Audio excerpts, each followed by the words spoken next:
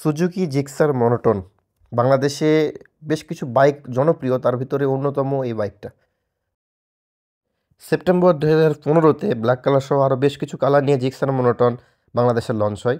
তো দীর্ঘ সময় ধরে প্রায় 2024 এখনও কিন্তু বাইকটা মার্কেটে রয়েছে এবং এর পেছনে রয়েছে বাইকটার ব্যাপক জনপ্রিয়তা। বাইকটার পরবর্তী ভার্সন চলে আসছে, জিক্সার এফআই ডিক্স, এফআই এবিএস এবং কার্বোরেটর ভার্সনও বাজারে এখনও অ্যাভেলেবল আছে এবং এর সাথে যে এসএফটা ছিল ওটা কিন্তু অলরেডি মার্কেট আউট। এই বাইকটাও 2 থেকে 3 বার এমন গুঞ্জন উঠেছে যে মার্কেট আউট হতে চলেছে, কিন্তু এখনও মার্কেটে আবারও অ্যাভেলেবল হয়েছে সর্বশেষ ডিসেম্বর 15-তে। এর আগে 1 থেকে 1.5 মাস যখন বাইকটা মার্কেটে ছিল না, তখন আমরা ভাবছিলাম হয়তো এবার হয়তো বাইকটা মার্কেট আউট হতে চলেছে অবশেষে। কিন্তু এখনও যখন বাইকটা আবারও শোরুমে অ্যাভেলেবল হয়ে গেছে, তো এই বাইক নিয়ে কিছু কথা বলতে চাই। তো আমি মূলত তাদের বিষয়ে বলতে চাই বা তাদের উদ্দেশ্যে যারা বাইকটা এখনও কিনবেন বা কিনতে চাচ্ছেন। তো বাইকটা তো এখনও মার্কেটে আমরা পাচ্ছি, যেহেতু এখনও পুরোপুরি মার্কেট আউট হয়নি, সীমিত পরিসরে হলেও কিন্তু বাইকটা আসছে। তো বাইকটা যে আকর্ষণীয় লুক বা পারফরমেন্স, কন্ট্রোলিং ব্যালেন্স বা জাপানি ব্র্যান্ড যে খ্যাতি অর্জন করে আমাদের মাঝে দীর্ঘদিন ধরে জনপ্রিয়, তো 23-24-এ বেশ কিছু কিন্তু সমস্যা নিয়ে বাইকটা কিন্তু আবারও আসছে। হ্যাঁ, এর আগে যে বাইকগুলো মার্কেটে ছিল, ভাই ব্রাদার্স হোক বা পরিচিত বন্ধুবান্ধব ফ্রেন্ড সার্কেলের ভিতরে যে বাইকগুলো ওল্ড ভার্সনের যে বাইকগুলো ছিল, ওগুলো রাইড করেছি এবং আমার সর্বশেষ আমি 23-এ কিনেছি বাইকটা। বেশ কিছু পার্থক্য লক্ষ্য করেছি এবং এই এখনকার যে বাইকগুলো, হ্যাঁ, এগুলোর কিন্তু বেশ কিছু সমস্যা বা সমস্যা নিয়েই আমরা কিন্তু প্রতিনিয়ত সমস্যাগুলো নিয়েই বাইকটা এখনও ইউজ করছি।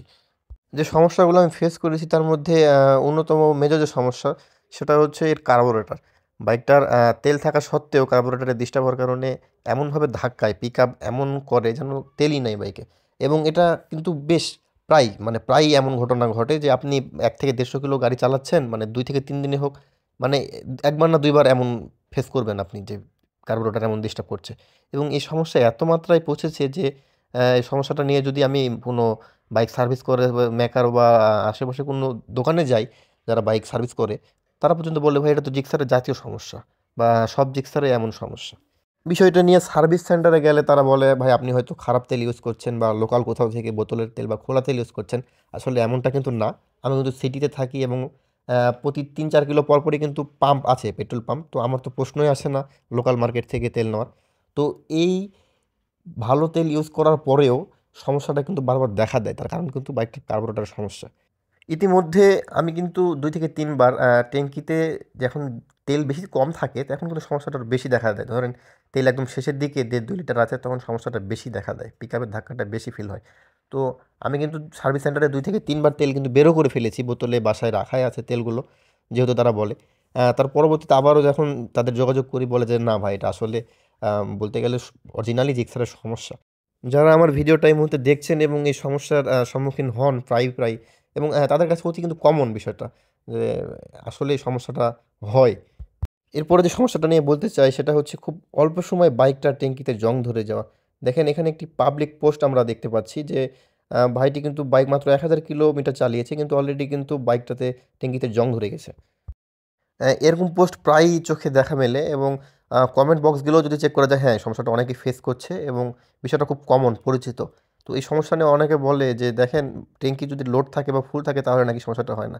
তো আমি বলতে চাই, ট্যাঙ্কি তো ফুল করে বা সবসময় তেল লোড রেখেও বাইক চালানো সবার সেই ক্যাপাসিটিতে থাকে না বা সেই অবস্থাটা তো থাকে না। এটা অনেকে তো সেটা চাইলেও করতে পারে না। ট্যাঙ্কি মরিচার সমস্যায় আমিও পড়তে লেগেছিলাম এবং খুব প্রাথমিক পর্যায়ে যখন হালকা মরিচা আসছিল তখনই আমি সার্ভিস সেন্টারে যাই এবং তাদের শরণাপন্ন হয়ে অনেক ক্লিন ফ্রেশ করার পরে এখন বেশ খানিকটা ফ্রেশ আছে। এবং এছাড়াও ছোট অনেক ইস্যু আছে যেগুলো নিয়ে কথা না বলি, সেগুলো সবার পরিচিত এবং কমন খুব সমস্যা, যেগুলো আগের ভার্সনগুলোতেও আছে এবং বর্তমানেও আছে। যেমন বাইক ইঞ্জিন হিট হওয়া এবং গিয়ার শিফটিং হার্ড, ছোট অনেক বিষয় আছে যেগুলো কারো অজানা নয়। এখন বিষয় হচ্ছে 2024 সালেও এসে বাইকটা কিনবো কিনা বা কেনা ঠিক হবে কিনা, এ প্রসঙ্গে যদি বলি তাহলে দেখেন, যারা সিদ্ধান্ত অলরেডি নিয়ে ফেলেছেন যে বাইকটা আমি কিনবো বা ভালো লেগে গেছে, তাদের বাইকটা সম্পর্কে যতই নেগেটিভ জিনিস জানানো হোক বা আদার্স বিষয় জানানো হোক, তাদের সিদ্ধান্ত কিন্তু চেঞ্জ করানো সম্ভব নয়। 2024 অলমোস্ট শেষ, সামনে 25 আর কিছুদিন বাকি আছে। এমন অবস্থায় যারা সিদ্ধান্ত নিয়ে ফেলেছেন যে সুজুকি জিক্সার মনোটন বাইকটা আমরা নেবই, তাদের জন্য বলতে চাই যে হ্যাঁ, বাইকটার তো বেশ কিছু খারাপ দিক আছে যা আমরা ফেস করছি যারা চালাচ্ছি। তারপরেও যদি বলি যে 2 লাখ টাকা প্রাইস বিবেচনায় বর্তমান যে বাইকগুলো মার্কেটে আছে তাদের সাথে যদি কম্পেয়ার করা যায়, বাইকটার look, ready pickup, performance, mileage বাইকটাকে এখনও খুব ভালো পজিশনে বা অবস্থানে রেখেছে। তো এই ছিল আজকের মতো। এটাই প্রথম এই চ্যানেলে কোনো লং ভিডিও ছাড়া, এবং এর আগে শর্টস বা রিলস আকারে ভিডিও বানালেও আমি ভয়েস দিয়ে কখনো ভিডিও বানাইনি। তো এটাই ছিল প্রথম, জানি না কেমন হয়েছে, যদিও কোনো ভুলভ্রান্তি হয়ে থাকে তাহলে ক্ষমা সুন্দর দৃষ্টিতে দেখবেন। আর যদি মনে হয় যে ভিডিওটা ভালো হচ্ছে বা আরও কিছু উন্নতি করা লাগে জানাবেন। যদি আমি ইন্সপায়ার্ড হই তাহলে ইনশাল্লাহ আবারও ভিডিও নিয়ে আপনাদের সামনে হাজির হব। সাপোর্ট করবেন এবং পাশে থাকবেন। ধন্যবাদ।